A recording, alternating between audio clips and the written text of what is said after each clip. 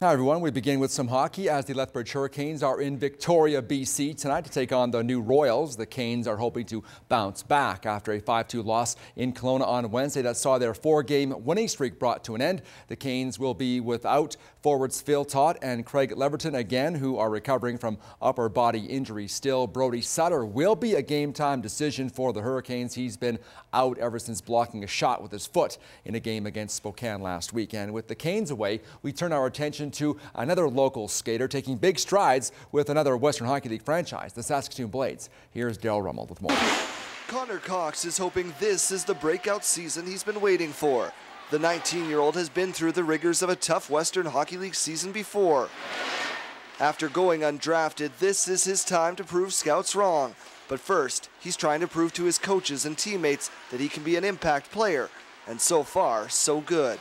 Well, I was expecting when I came into camp, worked hard in the summer, and they told me if I worked really hard and I'd earn all the ice time that I get. So I guess so far I've been doing that, and I just got to keep working hard to keep getting the ice time that I'm getting right now.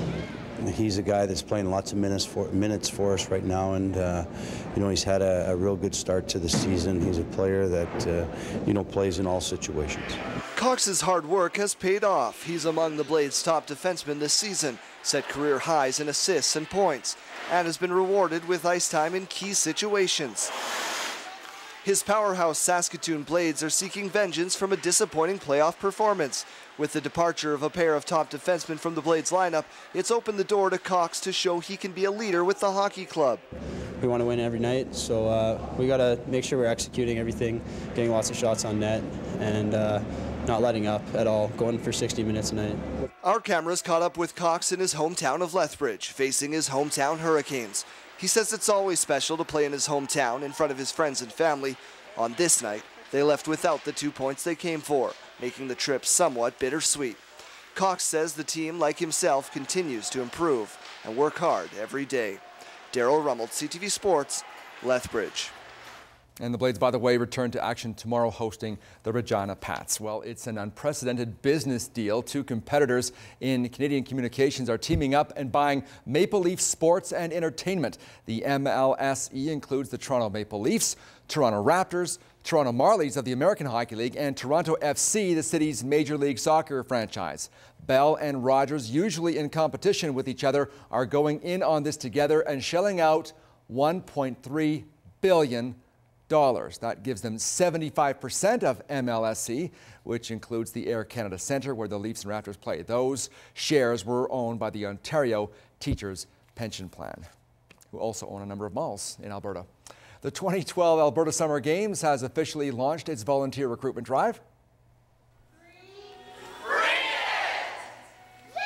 About 120 directors and chairs who are already working behind the scenes gathered at City Hall Thursday night, but about 3,000 volunteers will be needed to put on the event, which is scheduled for Lethbridge next July 26th to the 29th. With 15 sports and 3,000 athletes, these games are actually larger than the Winter Olympics, and volunteers are a huge part of it.